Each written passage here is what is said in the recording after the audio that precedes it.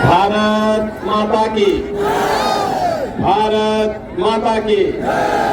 भारत माता की। वंदे वंदे वंदे। मंच पर उपस्थित भारतीय जनता पार्टी के जिला के अध्यक्ष श्री ठाकुर प्रसाद महतो जी, राज्यसभा की माननीय सांसद श्रीमती साधना सिंह जी, पूर्व केंद्रीय मंत्री श्री भानु प्रताप वर्मा जी, भारतीय जनता पार्टी प्रदेश कार्य समिति के सदस्य श्री शारदा महेश प्रताप देव जी, जिला महामंत्री ओम प्रकाश गुप्ता जी, भारतीय जनता पार्टी के सभी पदाधिकारीगण और आपके लोकप्रिय विधायक और लोकप्रिय प्रत्याशी श्री भानु प्रताप शाही जी, भारी संख्या में भवनाथपुर के इस चुनावी सभा में उपस्थित भवनाथपुर के मेरे सभी उपस्थित बहनों और भाइयों, मैं सबसे पहले श्री बंशीधर नाथ की इस पावन धरा को कोटि कोटि नमन करते हुए आप सबका मैं हृदय से विनंदन करता हूं। बहनों और भाइयों, झारखंड विधानसभा चुनाव के प्रथम चरण का चुनाव प्रचार आज सायंकाल बंद होगा। बहनों और भाइयों, आज दुनिया का हर राजनीतिक विशेषज्ञ बोल रहा है कि जब 23 नवंबर को मतगणना होगी तो झारखंड में भारतीय जनता पार्टी का कमल खिलेगा।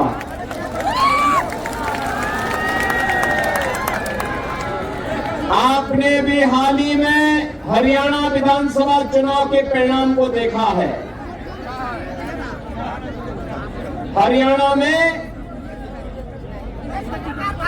तीसरी बार भारतीय जनता पार्टी 2/3 बहुमत के साथ सरकार बनाने का काम की है।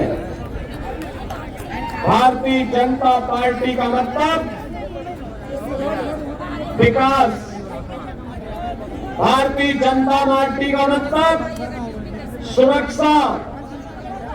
भारतीय जनता पार्टी का मतलब सुशासन, भारतीय जनता पार्टी का मतलब विरासत का सम्मान।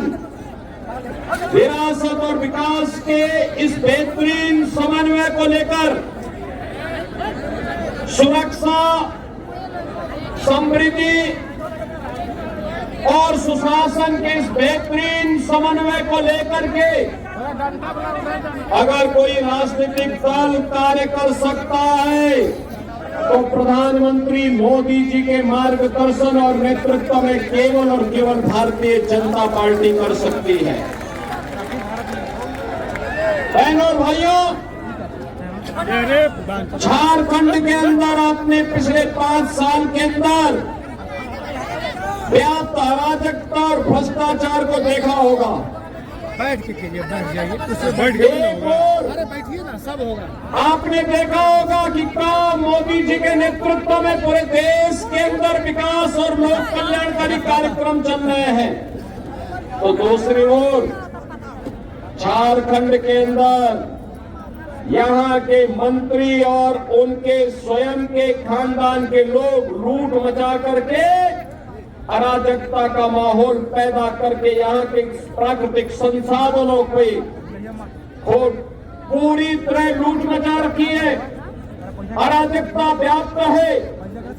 पर्व और त्योहार शांतिपूर्ण तरीके से नहीं मनाने देते हैं। गरीबों को, किसानों को, नौजवानों को उनका सम्मान नहीं मिल पा रहा है। नौजवान पलायन करने के लिए मजबूर है, किसान आत्महत्या करने के लिए मजबूर है, गरीब भूखों मरने के लिए मजबूर है, जबकि पूरे देश के अंदर पहली बार प्रधानमंत्री मोदी जी के आने के बाद से पिछले 4.5 वर्ष से हर गरीब को फ्री में राशन की सुविधा का लाभ प्रधानमंत्री मोदी जी उपलब्ध करवा रहे हैं। 80 करोड़ लोग भारत के अंदर फ्री में राशन प्राप्त कर रहे हैं। प्रधानमंत्री आवास योजना में 4 करोड़ गरीबों को आवास की योजना का लाभ दिया गया है। बहनों और भाइयों, 4 करोड़ गरीबों के घर में एक सिर ढकने के लिए आवास, 10 करोड़ गरीबों को एक शौचालय, 10 करोड़ गरीबों के घर में उज्ज्वला योजना का कनेक्शन, 12 करोड़ किसानों को किसान सम्मान निधि का लाभ और देश के अंदर 50 करोड़ गरीबों को 5 लाख रुपए की प्रतिवर्ष 5 लाख निःशुल्क स्वास्थ्य की सुविधा उपलब्ध कराने की गारंटी मोदी जी ने दी है। बहनों और भाइयों, अब तो मोदी जी ने ये भी घोषणा कर दी है, अब तो मोदी जी ने ये भी घोषणा कर दी है कि 70 वर्ष के ऊपर के हर व्यक्ति को, वह किसी भी जाति का हो, किसी भी मत का हो, किसी भी संप्रदाय का हो, उसे प्रतिवर्ष 5 लाख रुपए का स्वास्थ्य बीमा हर वर्ष 5 लाख रुपए की फ्री में उपचार की सुविधा उपलब्ध करवाएंगे। और इसीलिए बहनों और भाइयों, मैं आपके पास आया हूं आपसे कहने के लिए, विकास और विरासत का ये बेहतरीन समन्वय अगर करना है, आपने देखा होगा, आप वाराणसी जाते होंगे, काशी जाते होंगे, आप मां विंध्यवासिनी धाम जाते होंगे, जाकर के देखे कितना बेहतरीन बाबा विश्वनाथ धाम बन गया है। मां विंध्यवासिनी धाम कितना अच्छा बन गया है। और 500 वर्षों के बाद